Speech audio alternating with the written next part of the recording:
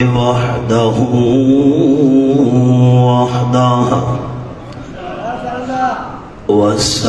والصلاة والسلام على من لا نبي بعده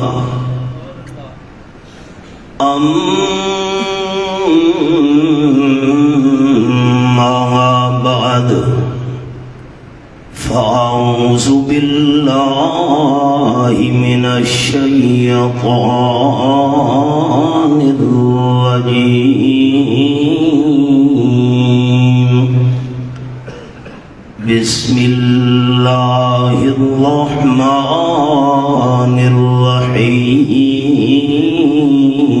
الرحيم إنا أنزلناه في ليلة القدر وما أدراك ما ليلة القدر ليلة القدر خير من ألف شهر تنزل الملائكة والروح فيها بإذن ربهم من كل أمر سلام هي حتى مطلع الفجر سبحان ربك رب العزة عما يصفون وسلام على المرسلين والحمد لله رب العالمين إن الله وملائكته يصلون على النبي يا أيها الذين آمنوا صلوا عليه وسلموا تسليما درود شریف اللهم صل على محمد وعلى آل محمد كما صليت على إبراهيم وعلى آل إبراهيم إنك حميد مجيد اللهم بارك على محمد وعلى آل محمد كما باركت على إبراهيم وعلى آل إبراهيم إنك حميد مجيد ذی وقار احباب دوستو بزرگوں عزیز ساتھیوں وقت انتہائی محدود ہے تقسیم اسناد کا ایک طویل سلسلہ بھی ہے میں اس محدود وقت میں آپ صلی اللہ علیہ وسلم کا ایک فرمان آپ احباب کی خدمت میں عرض کرنا چاہتا ہوں ایک موقع پر در یتیم صلی اللہ علیہ وسلم نے ارشاد فرمایا کہ رمضان المبارک کی ہر رات اللہ کریم کی طرف سے 3 اعلانات ہوتے ہیں قال النبی صلی اللہ علیہ وسلم حال من مستغفر حال من سائل حال من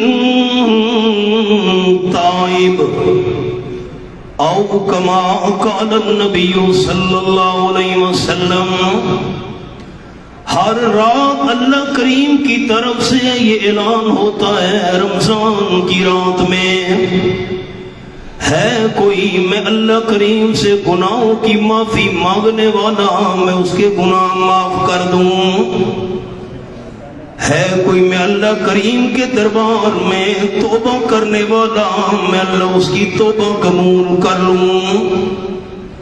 ہے کوئی میں اللہ کریم سے اپنی حاجت مانگنے والا، میں اللہ اس مبارک رات میں اس کی حاجت پوری کر دوں؟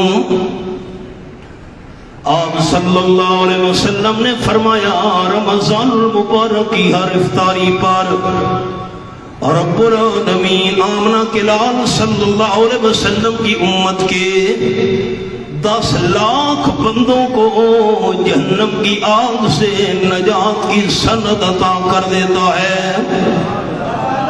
اور جب رمضان شریف کی آخری افطاری ہوتی ہے، جتنے اللہ کریم نے 10 لاکھ روزانہ افطاری کے ٹائم جہنم سے آزاد کیے تھے روزے دار، رب العالمین آخری افطاری پر ان تمام کی تعداد کے برابر بندے جہنم کی آگ سے آزاد کر دیتا ہے۔ تیسری بات آپ نے فرمایا جب لیلۃ القدر ہوتی ہے، رمضان المبارک کے آخری عشرے کی تاک راتوں میں سے ایک رات، اور رب العالمین جبریل کو حکم دیتا ہے، اللہ نے جبریل کے 600 پر بنائے ہیں، 100 اللہ نے بازو بنائے ہیں۔ اللہ کریم کے حکم سے جبریل امین بیت اللہ شریف کی چھت پہ اتر آتا ہے، اللہ نے جو 100 بازو بنائے ہیں 600 پروں کے علاوہ اللہ کے حکم سے جبریل اپنے 2 بازو پھیلا دیتا ہے۔ آپ صلی اللہ علیہ وسلم نے فرمایا جبریل کے دونوں بازو مشرق سے لے کر مغرب تک پھیل جاتے ہیں، ساری کائنات پر جبریل کے بازو پھیلے ہوئے ہیں۔ جبریل امین اپنے دونوں بازو مشرق سے لے کر مغرب تک پھیلانے کے بعد تمام فرشتوں کو حکم دیتا ہے ساری زمین کے اندر پھیل جاؤ، آج شب قدر ہے، جو بندہ رکوع میں نظر آئے، جو بندہ قیام میں نظر آئے، جو بندہ سجدے میں نظر آئے، جو اللہ کا ذکر کرتا ہوا نظر آئے، جو بندہ دعائیں مانگتا نظر آئے، دعائیں بندے نے مانگنی ہے، آمین آمین تم فرشتوں نے کہنا ہے۔ آپ صلی اللہ علیہ وسلم فرماتے ہیں جبریل کے حکم سے فرشتے ساری زمین کا چکر لگانا شروع کر دیتے ہیں، اللہ سے جو بھی مانگنے والا نظر آئے اس رات بندہ دعا مانگ رہا ہوتا ہے، فرشتے آمین آمین کہہ رہے ہوتے ہیں۔ جب شب قدر گزرنے لگتی ہے، صبح صادق کا وقت ہونے لگتا ہے، اعلان ہو جاتا ہے الرحیل الرحیل، میں جبریل امین اپنے بازو سمیٹ رہا ہوں، سارے فرشتے جمع ہو جاؤ۔ تمام فرشتوں کو لے کر جبریل بیت اللہ شریف کی چھت سے اپنے مقام کی طرف روانہ ہونے لگتا ہے۔ سارے فرشتے عرض کرتے ہیں اے ہم تمام فرشتوں کا سردار جبرائیل، ہم نے ساری زمین میں رات کو چکر لگائے، دعائیں مانگنے والوں کی دعاؤں پہ ہم نے آمین آمین کہا ہے، لیکن یہ تو ہمیں بتا اس لیلۃ القدر میں آپ صلی اللہ علیہ وسلم کی امت کے ساتھ اللہ کریم نے کیا معاملہ کیا ہے؟ حبیب کبریا صلی اللہ علیہ وسلم فرماتے ہیں جبریل امین جواب دیتا ہے عفا عنہم او کما قال النبی صلی اللہ علیہ وسلم، تاجدار دو عالم کی جتنی بھی امت کے لوگ ہیں اللہ نے سارے ایمانداروں کو معاف کر دیا ہے، لیکن 4 ایسے بد نصیب بندے ہیں جن کو اللہ نے لیلۃ القدر میں بھی معاف نہیں کیا۔ فرشتے حیران ہو کر پوچھتے ہیں وہ کون بد نصیب ہیں؟ جن 4 بد نصیب بندوں کو اللہ نے لیلۃ القدر میں بھی معاف نہیں کیا۔ آپ صلی اللہ علیہ وسلم فرماتے ہیں جبریل امین فرشتوں کو جواب دیتا ہے قال النبی صلی اللہ علیہ وسلم مدمن خمر او کما قال النبی صلی اللہ علیہ وسلم، شراب پینے والا بندہ جتنے تک شراب چھوڑ کر سچے دل سے معافی نہیں مانگتا، شراب پینے والے بندے کو اللہ نے اس برکت رات میں بھی معاف نہیں کیا۔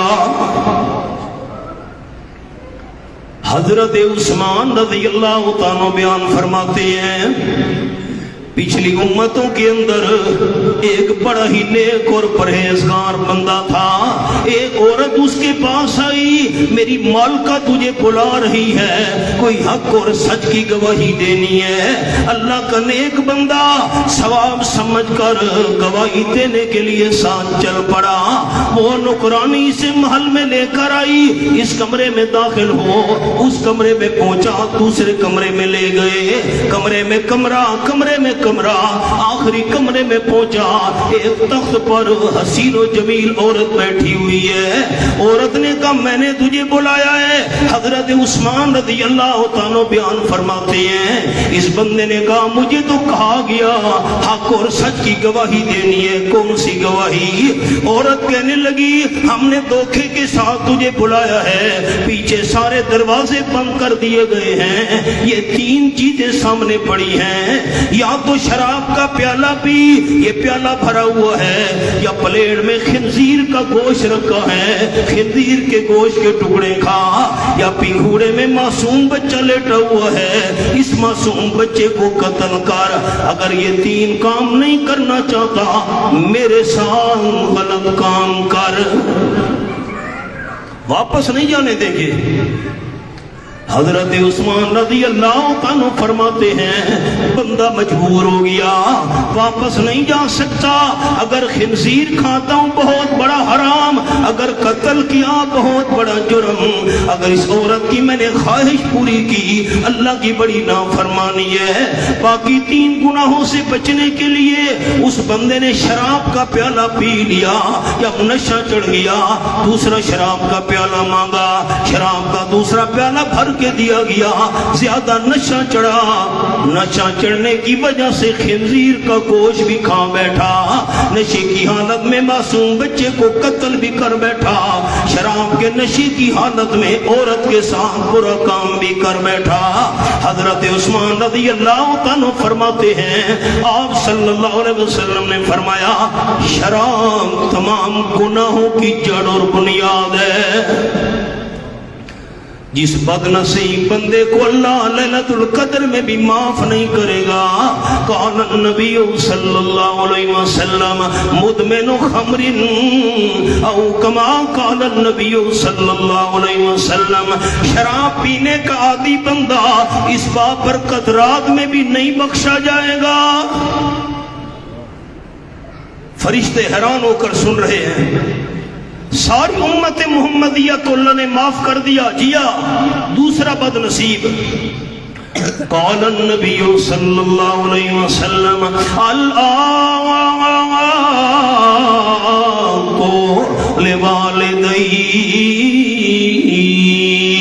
او کما قال النبی صلی اللہ علیہ وسلم، جس بندے پر ابا ناراض ہے، جس بندے پر والدہ ناراض ہے، والدین کا نافرمان بندہ ایسا بد نصیب ہے جس بد نصیب کو اللہ لیلۃ القدر میں بھی معاف نہیں کرے گا۔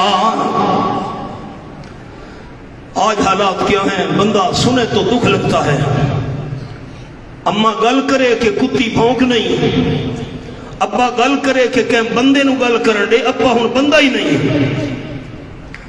آپ صلی اللہ علیہ وسلم کا ارشاد ہے سلاست اللہ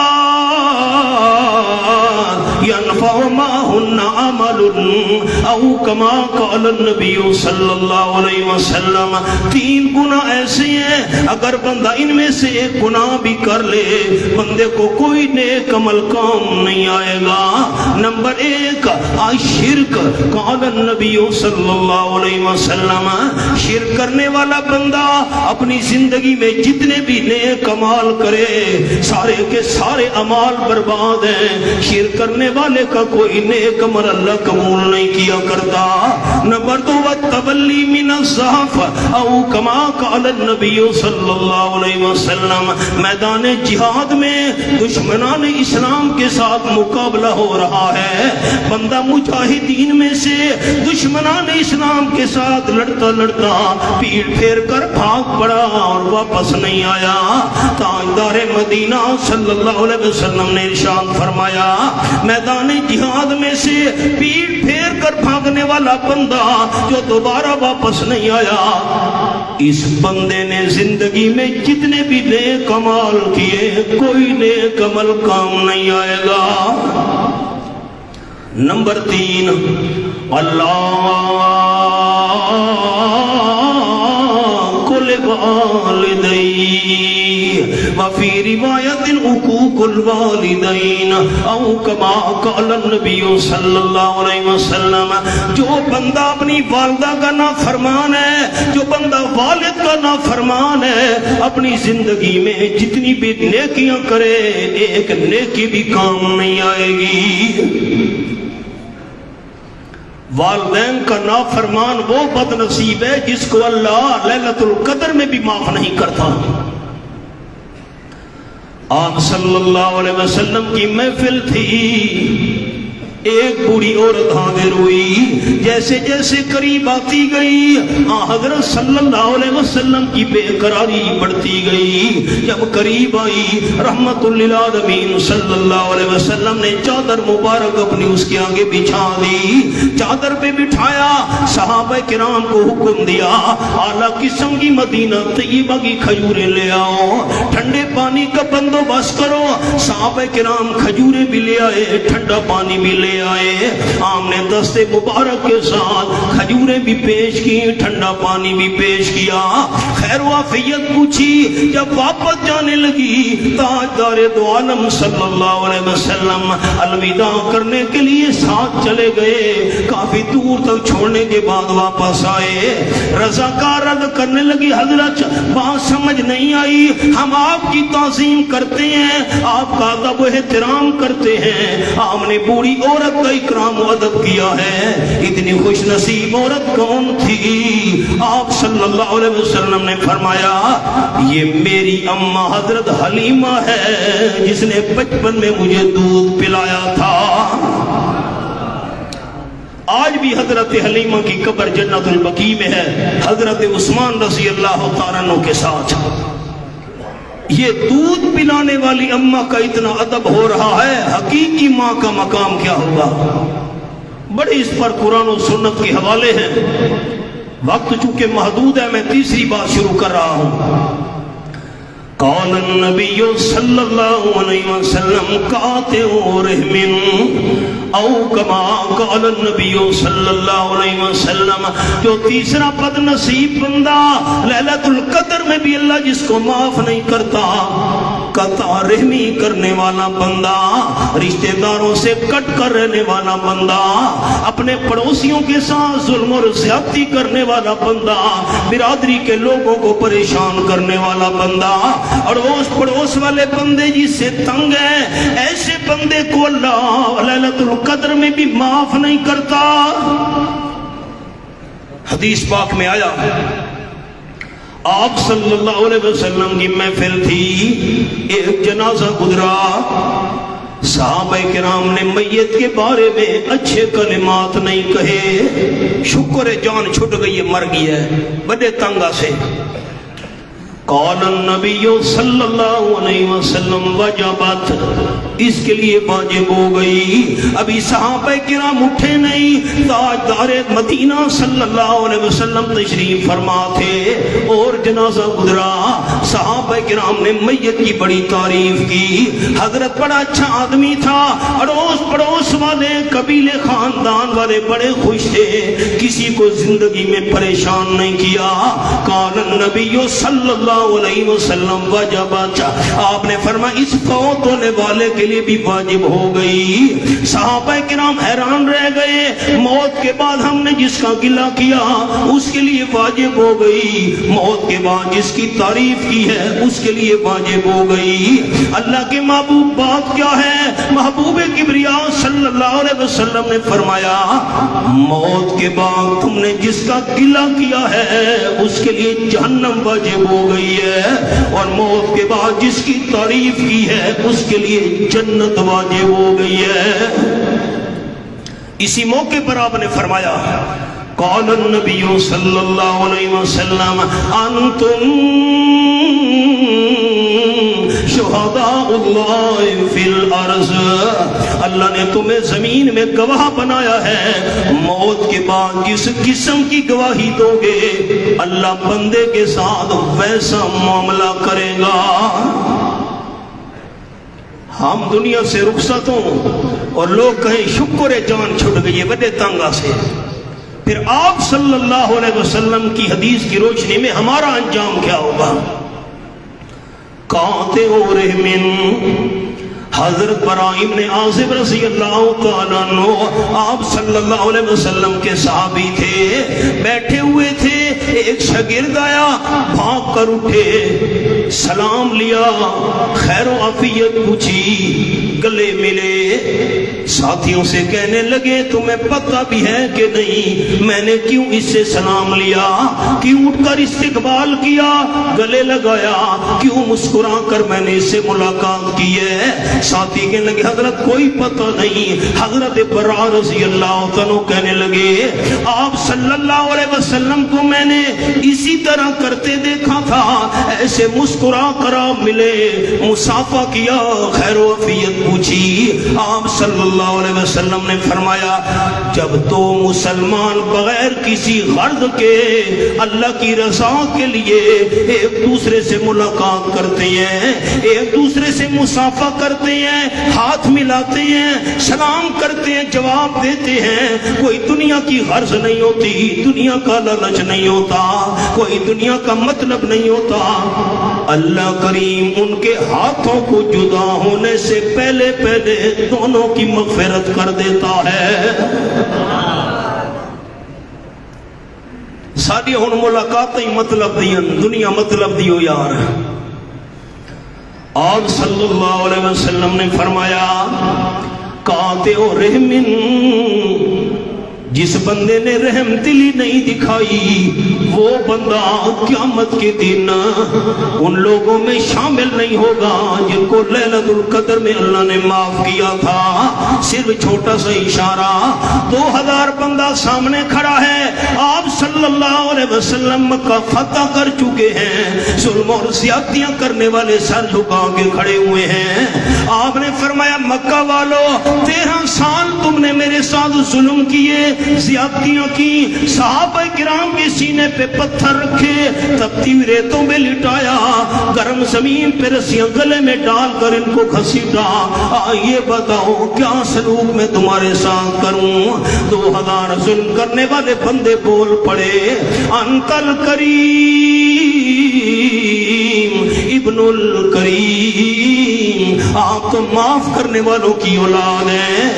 در یتیم صلی اللہ علیہ وسلم نے فرمایا آج تو میں وہ جواب دوں گا جو ظلم کرنے والے بھائیوں کو یوسف علیہ السلام نے جواب دیا تھا۔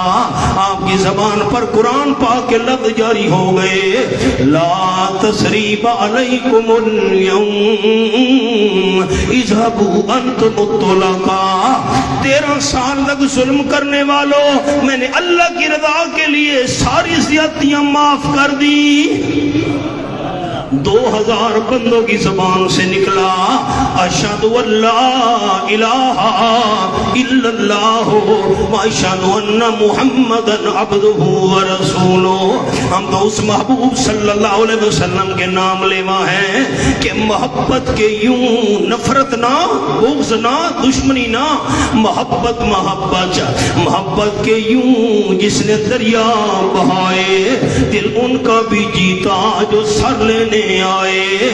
یہ بندہ نوازی کے جوہر دکھائے کہ خود کھائے جاؤ اور جواہر لٹائے، خوشی اپنی غیروں کے غم میں بھلا دی، دیا درد جس نے اسے بھی دعا دی۔ چوتھا بد نصیب بندہ جس کو اللہ لیلۃ القدر میں بھی معاف نہیں کرتا، قال النبی صلی اللہ علیہ وسلم مشاہن، جس بندے کے دل میں کینہ ہے، جس بندے کے دل میں دوسرے کے لیے بغض ہے، جس بندے کے دل کے اندر دوسرے کے لیے حسد ہے، دل میں کینہ بغض اور حسد رکھنے والے بندے کو اللہ لیلۃ القدر میں بھی معاف نہیں کرتا۔ حدیث پاک میں آیا، آپ صلی اللہ علیہ وسلم کی محفل تھی، صحابہ کرام حاضر تھے، ایک صحابی آ رہے ہیں، تازہ وضو کیا ہوا ہے، بالوں سے ہاتھوں سے وضو کے پانی کے قطرے ٹپک رہے تھے۔ آپ نے صحابہ کرام سے فرمایا، میرے ساتھیو، دنیا میں چلتا پھرتا جنتی بندہ دیکھنا چاہتے ہو؟ جی حضرت۔ آپ نے بھائی وہ آ رہا ہے۔ صحابہ نے دیکھا، حضرت سعد تھے رضی اللہ تعالیٰ عنہ کے بیٹھے، آپ کی محفل پر خاص ہوئی، حضرت سعد چلے گئے۔ دوسرا دن ہوا، آپ نے صحابہ کرام سے فرمایا، جنتی بندہ دیکھنے کی تمنا ہے؟ جی حضرت وہ آ رہا ہے۔ صحابہ نے دیکھا، وہی حضرت سعد رضی اللہ تعالیٰ عنہ تھے، آ کے بیٹھے، دین کی باتیں سنی، واپس چلے گئے، محفل برخاست ہوئی۔ تیسرا دن آیا، حدیث شریف میں آیا، پھر آپ نے فرمایا جنتی بندہ دیکھنے کی خواہش ہے؟ جی وہ آ رہا ہے۔ دیکھا حضرت سعد رضی اللہ تعالیٰ عنہ آ رہے تھے، آپ کی محفل میں بیٹھے، واپس جانے لگے۔ حضرت عبداللہ ابن عمر رضی اللہ تعالیٰ بیان کرتے ہیں، میں اٹھا، حضرت سعد کے قریب پہنچا، بھائی جان یہ کیا بات ہے؟ میں آپ کا مہمان بننا چاہتا ہوں۔ حضرت سعد رضی اللہ تعالیٰ کہنے لگے بسم اللہ۔ مہمان بنا کر حضرت عبداللہ ابن عمر کو ساتھ لے گئے، 3 دن تک مہمان بن کر رہے حضرت ابن عمر رضی اللہ تعالیٰ عنہ۔ 3 دن کے بعد کہنے لگے بھائی حضرت سعد مجھے اجازت۔ ٹھیک ہے جی، لیکن ایک بات پوچھنی ہے، 3 دن تک اللہ کے محبوب نے فرمایا تھا تم نے جنتی بندہ دیکھنا ہے، یہ دیکھ لو۔ ہم جب دیکھتے تھے آپ آ رہے ہوتے تھے، آپ نے جو نمازیں پڑھی میں نے بھی پڑھی، آپ نے جو تلاوت کی میں نے بھی کی، آپ نے جو اللہ کا ذکر کیا میں نے بھی کیا۔ 3 دن تک میں یہ چیک کرنا چاہتا تھا آپ کون سی عبادت کرتے ہیں۔ آمنہ کے لال نے فرمایا چلتا پھرتا جس نے جنتی دیکھنا ہے حضرت سعد کو دیکھ لے، کوئی عمل تو بتاؤ کیا کرتے ہو، میں بھی کروں۔ حضرت سعد رضی اللہ عنہ نے تڑپ کر جواب دیا بھائی جان اور تو کوئی عمل نہیں، وہی نماز، وہی روزہ، وہی ذکر، وہی تلاوت، وہی دعائیں۔ اتنی بات ہے میں نے آج تک اپنے دل کے اندر کسی مسلمان کے لیے کوئی کینہ اور بغض نہیں رکھا، میرا دل صاف ہے۔ اللہ تو دل کے حال جانتا ہے، اس لیے اللہ نے اپنے محبوب کو وحی کے ذریعے اطلاع دے دی ہے، صاف دل والا بندہ دنیا میں چلتا پھرتا جنتی ہے۔ بس یہ 4 بندے سنانے تھے، شراب کا عادی 1، والدین کا نافرمان 2، کاتھریمی کرنے والا 3، دل میں بغض رکھنے والا 4۔ یہ ایسے 4 بد نصیب ہیں جن کو اللہ لیلۃ القدر میں بھی معاف نہیں کرتا۔ بس یہ دعا ہے، بیان کافی ہے، تقسیم اسناد کا لمبا سلسلہ ہے۔ اللہ ہمیں آمین اونچی کہنی، اللہ ہمیں اس پر عمل کی توفیق عطا فرمائے۔ میں تمام اہلیان وہاں بچرا احباب کا شکریہ ادا کرتا ہوں۔ اب آپ اندازہ لگائیں، 250 کے قریب ہمارے مہمان علماء کرام ان کا سحری کا نظام، پھر افطاری کا نظام، اور شعبان کے مہینے میں ناشتہ ہے، دوپہر کا کھانا ہے، رات کا کھانا ہے۔ ہم نے ایک شادی کرنی ہو، کوئی ایک خوشی ہو، دعوت دینی ہو، 100-125 برادری کا بندہ آ جائے تو ہم کتنے پریشان ہو جاتے ہیں، یہ انتظام کرو وہ کرو۔ اللہ کی توفیق ہے کہ اللہ کریم نے ان مہمانوں کی خدمت کی توفیق دی ہے، اور جن جن ساتھیوں نے اپنا حصہ ملایا ہے میں روزانہ ان کے لیے دعا کرتا رہا ہوں، اللہ انہیں دنیا آخرت میں کامیابی اور کامرانیاں نصیب فرمائے، اللہ انہیں دنیاوی اخروی پریشانیوں سے محفوظ رکھے۔ وآخر دعوانا ان الحمدللہ رب العالمین۔ اب سنتیں پڑھ لیں، اس کے بعد ہم تقسیم اسناد کا سلسلہ شروع کرتے ہیں۔